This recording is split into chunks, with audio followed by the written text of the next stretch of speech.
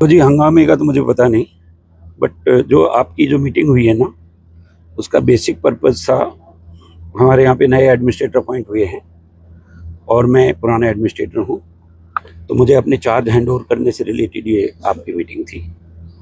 हंगामे वगैरह की ऐसा तो कोई माहौल मैंने देखने को मिला नहीं। तो मेरे को 24 दिसंबर 2025 को एज एडमिनिस्ट्रेटर नियुक्त किया था, और जब मैं यहाँ पे आया था तो यहाँ पे ऑलरेडी मेंबरशिप की एक इंक्वायरी चल रही थी अंडर सेक्शन 39(6), और इंक्वायरी ऑफिसर जो है ना टीसी सांगवान जी थे, उन्होंने अपनी जो इंक्वायरी की जो रिपोर्ट थी वो 4 मई 2026 को उन्होंने डिस्ट्रिक्ट रजिस्ट्रार गुरुग्राम को सौंप दी थी, और सेम डे मेरे पास में रिटर्न डायरेक्टिव्स आ गए थे कि जो उन्होंने अपनी जो वो लिस्ट जो इस्टेब्लिश की थी फाइंडिंग्स के दौरान, उसी लिस्ट के ऊपर में इलेक्शंस कंडक्ट कराए जाए। 61 मेंबर्स इस्टेब्लिश किए थे। 7 तारीख को मैंने अपना शेड्यूल जारी कर दिया था। शेड्यूल के हिसाब से हमारा 23 तारीख को नॉमिनेशन डे था, 25 को विड्रॉल की डेट थी, 29 को रादर अनअपोज सारे के सारे जितने भी हमारे जो गवर्निंग बॉडी के मेंबर थे वो अनअपोज इलेक्ट हुए थे, और मैंने अपनी ड्यूटी पूरी करते हुए जो इलेक्शन का रिजल्ट था वो डिक्लेयर कर दिया था और डिस्ट्रिक्ट रजिस्ट्रार के वेबसाइट के ऊपर अपलोड भी कर दिया था along with my report. Society के कुछ ऐसे चंद लोग जो हैं जो इसको मुद्दा बनाना चाहते हैं, मेरी नज़र में वो बिल्कुल गलत था, क्योंकि मैं करीबन 4-5 महीने के करीब जब एडमिनिस्ट्रेटर था, मेरे पास में उन लोगों में से जिन्होंने कंप्लेंट जो रेज की थी, उनमें से किसी भी एक भी मेंबर ने मेरे से कभी संपर्क नहीं किया। पूरी ईमानदारी से इंक्वायरी रिपोर्ट सबमिट की गई थी, डॉक्यूमेंट्स के आधार पे थी। अगर कोई आदमी पीछे कोई किसी कारणवश से गलत अगर ऐड कर दिया था, इसका मतलब ये नहीं है कि वो एक एलिजिबल या बोनाफाइड मेंबर बन जाता है। सो मेरी नज़र में ऐसी कोई भी चीज़ है नहीं, सब सभ्य लोग हैं, एजुकेटेड लोग हैं यहाँ पे, और मुझे ऐसा कोई कारण नहीं लगता कि इलेक्शंस को अप्रूव ना किया जाए। मेरे हिसाब से इलेक्शन अप्रूव कर देने चाहिए। शिकायत ये की है उन्होंने कि उनका नाम नहीं है लिस्ट में।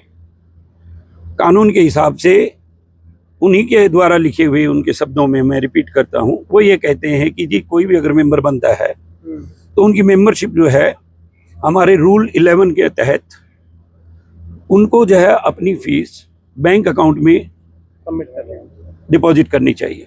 लेकिन उनके जो केस है उसमें इंक्वायरी अफसर ने पाया कि उन्होंने फीस जो है टैक्स नहीं कह सकते, यहाँ के जो ओनर हैं वही बन सकते हैं। HRRS एक्ट 2012 के अंदर में हुए हैं और सोसाइटी री रजिस्टर्ड है 2012 के अंदर में। तो इसको लगता लेकिन जो मुद्दा जो जिन आदमियों का मुद्दा है वो 2012 के बाद का ही है जी, पहले का नहीं है उनका। तो सवाल मेरी आपसे रिक्वेस्ट है कि उन कंप्लेनेंट्स के पास जाइए, अगर चाहो तो मैं भी चलता हूँ, आप वो अपने डॉक्यूमेंट्स दिखाइए और हम रिकमेंडेशन अभी दे देते हैं। आप जाइए उनसे क्वेश्चन पूछिए कि उनका रीजन क्या है। एडमिनिस्ट्रेटर आता है, कोई 5 साल से बैठा हुआ है, कोई मैं भी यहाँ पे 4-5 महीने आया, आके ना अपना रिम्यूनरेशन लेते रहते हैं, टाइम पास करते रहते हैं। गवर्निंग बॉडी है, ये मालिक है यहाँ के, और इनकी सोसाइटी इनके सपोर्ट की जाए, ये मेरा मानना है। डेवलपमेंट वाइज तो हर चीज़ में हमें दिक्कत आ रही है। पानी की दिक्कत है, हमें स्ट्रीट लाइट्स की दिक्कत है, यहाँ पे स्ट्रे डॉग्स गली में घूमते रहते हैं, बच्चे खेलते हैं, सब कुछ है, तो उसके लिए कोई है नहीं रिस्पॉन्सिबल। क्योंकि जितनी भी RWA की पार्टी बनती है, अपोजिशन पार्टी उसको अपोज करती है। इवन एडमिनिस्ट्रेटर साहब ने जब इलेक्शन है, इन्होंने बहुत अच्छे इलेक्शन करवाए थे हमारे ना, बट उसके बाद भी उन्होंने अपोज किया, जाके हाई कोर्ट में अपील की, उसके बाद कुछ भी नहीं हो पाया। हमारी डेवलपमेंट को लेके इतना हम लोग फेस करते हैं। जो सिक्योरिटी गार्ड्स हैं उनकी सैलरीज रुकी हुई हैं, जस्ट बिकॉज ऑफ दैट उनका हम ना सैलरी बढ़ा सकते हैं, क्योंकि आधे से ज़्यादा मेंबर्स मना कर देते हैं कि हम पे नहीं करेंगे। तो उसकी वजह से या तो आप सिक्योरिटी गार्ड रख लो या आप उनकी पेमेंट दे दो।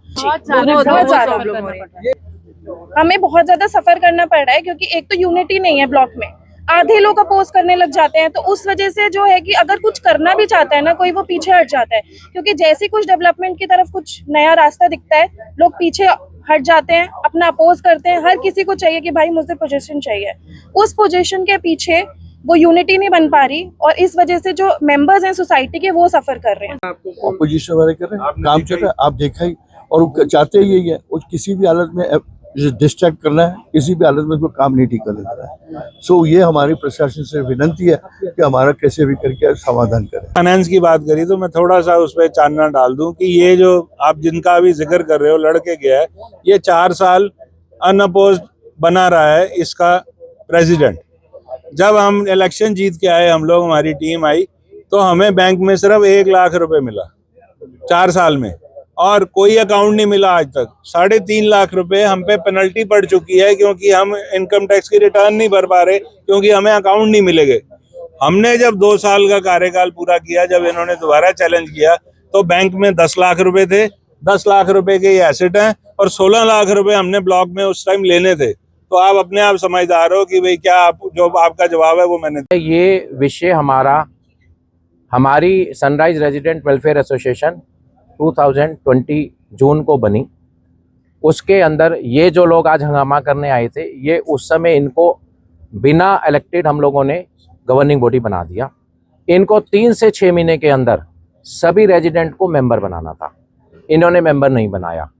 इन्होंने सारे रेजिडेंट को जो उनकी स्लिप थी पेमेंट ली लोगों ने, और उस पेमेंट को बैंक के अंदर जमा नहीं किया, उसकी रसीदें नहीं थी इन लोगों ने। ये सारी बातें चलते चलते लोगों ने, सारे रेजिडेंट ने मीटिंग की और इनको पैसा देना बंद कर दिया। 2022 में जब लोगों ने इनसे चार्ज वापस लेने की कोशिश की, अपने 21 मेंबर की कमेटी बनाने की कोशिश की, तो ये जाके डिस्ट्रिक्ट रजिस्ट्रार के पास एक एप्लीकेशन दे के आते हैं कि जी हमारे यहाँ पे इलेक्शन करा दो। इससे पहले इस एक्स गवर्निंग बॉडी के डिस्ट्रिक्ट रजिस्ट्रार की फाइल के अंदर, सनराइज के अंदर, आपस में इनकी कंप्लेंटें सारी लगी हुई हैं, जिसमें इन्होंने आपस में एक दूसरे को ब्लेम किया है वो पैसे खा गया। इनके जो ट्रेजरर रहे मिस्टर गुलशन मेहता, वो ना तो मेंबर है ना रेजिडेंट है, और उन्होंने लाखों रुपए अपने अकाउंट में 1.5-2 साल तक सिर्फ इसी बात पे रखे कि जी मैं जब तक मिस्टर जेपी वत्स मेरे को बोलेंगे नहीं या डिस्ट्रिक्ट रजिस्ट्रार नहीं बोलेंगे, मैं पैसे वापस नहीं दूंगा। ऐसा नहीं होता। दूसरा, उन्होंने 100 रुपए लोगों के लेके अपने पर्सनल खाते में डाल लिए, और अपने पर्सनल खाते से डाल के जब इनकी आपस में लड़ाई हुई, सितंबर के अंदर उन्होंने 129 मेंबर्स के पैसे RWO के अकाउंट में कर दिए। तो अब आप मुझे बताएं, एक्ट के हिसाब से क्या वो 129 मेंबर बन सकते हैं? नहीं बन सकते। एग्जैक्ट डाटा तो मैं चाहूँगा कि इसके अंदर हमारी अंडर 53 में इंक्वायरी होनी चाहिए।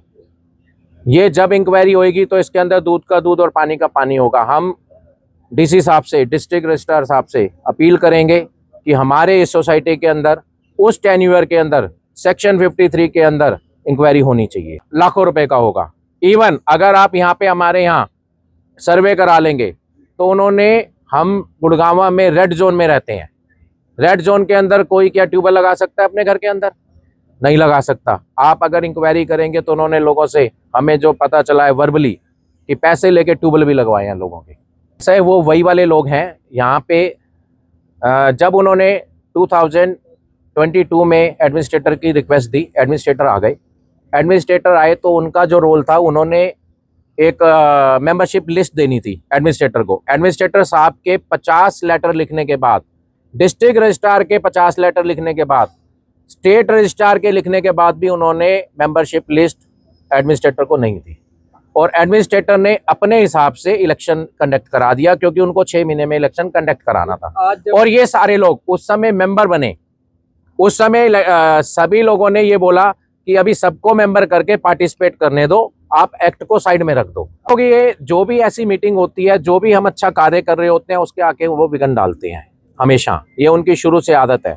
और अभी क्या है कि उनको डिस्ट्रिक्ट रजिस्ट्रार ने उनके कंप्लेंट के अगेंस्ट, इंक्वायरी रिपोर्ट के अगेंस्ट, उन 4 मेंबर्स को टर्मिनेट किया हुआ है। वो 4 मेंबर्स की इंक्वायरी रिपोर्ट आ चुकी है। अभी तो वो एज ए मेंबर भी नहीं है। जब वो मेंबर ही नहीं है तो उनको इस मीटिंग के अंदर आना नहीं चाहिए, नंबर 1 बात। और सबसे पहले अगर मेंबर है तो अपनी मेंबरशिप दिखाएं हमें। और दूसरा, उनके कंप्लेंट, हमारे यहाँ कुछ लोग इनोसेंट हैं जिन्होंने कंप्लेंट की, जिनसे धोखे में साइन करा लिए गए। वो कहते हैं हमें नहीं पता था कि ये केस कर रहे हैं, 39 का केस कर रहे हैं।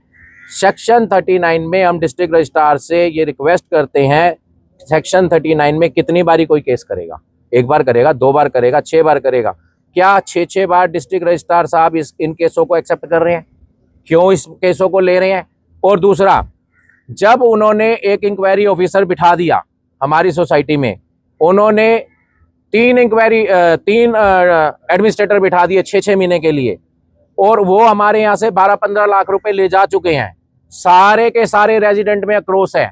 हर बारी इलेक्शन होता है, जिस दिन इलेक्शन होता है डिस्ट्रिक्ट रजिस्ट्रार उसी दिन उस इलेक्शन को अबाउंस करता है। क्यों करते हैं?